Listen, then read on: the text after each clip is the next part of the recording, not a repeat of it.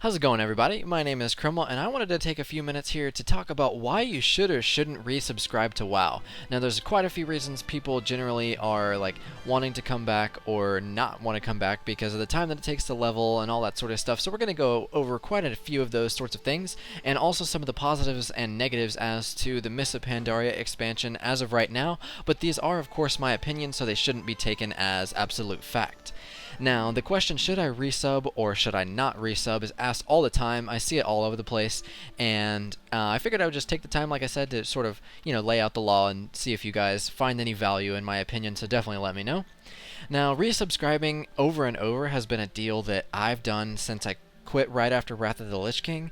I didn't really enjoy Cataclysm nearly as much as I did Wrath of the Lich King, so I found myself like resubscribing and then quitting for whatever, 2 or 3 months, and then coming back being like, hey, my friends are playing, I might as well again. But obviously that's not conducive to really experiencing the new content, whether it be PvE or PvP.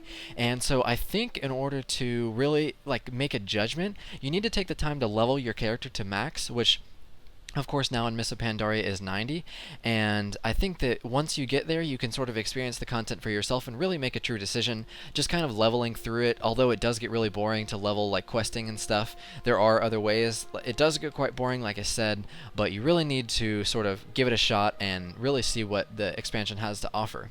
So before we jump into some of the positives, we are going to go over the negatives that I have already noticed in the expansion. I'm 90, but I'm not that geared. I haven't really been able to get into much of raid content. I've only done one LFR and not too much, so there's some sort of I guess you could say bias in that sense, that I haven't really experienced all the content that I could, but we'll talk about a little bit more of that here in a minute. Now, my feeling that like the way MMOs are like I don't know. I'm not sure how exactly to put it into words, but I think you guys can relate when I talk about the sense of community that you feel like when you are playing with friends or a guild, whether it be PvE or PvP.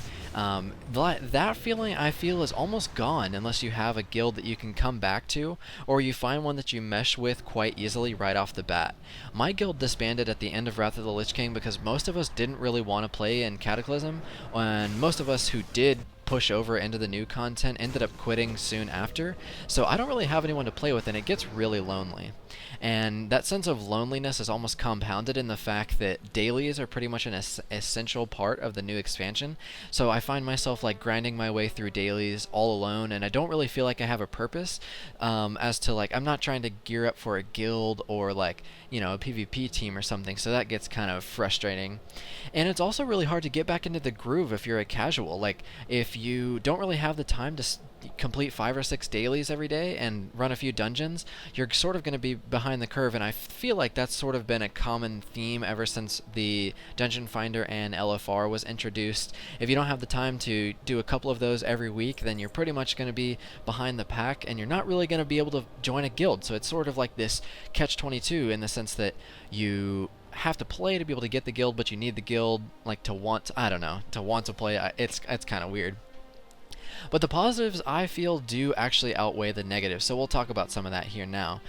The new zones, I think, look beautiful. I have never really said that about a video game, and not really ever about WoW, but I really do think they look good.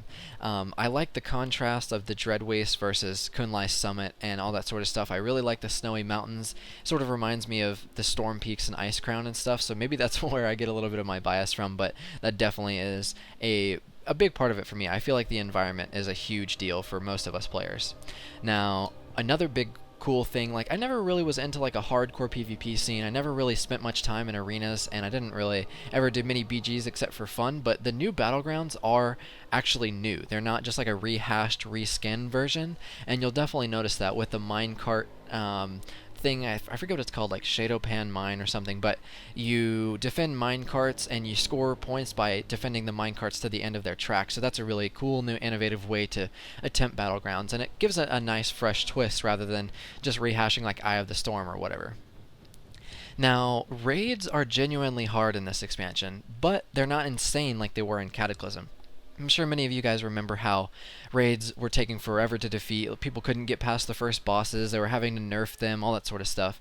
And of course, they are genuinely hard because it's the beginning of a new expansion, but also that I think Blizzard has really learned how to tune their bosses to appeal to the masses as well as appeal to those hardcore and casual players. So that's something that I feel is a really big step toward new expansions.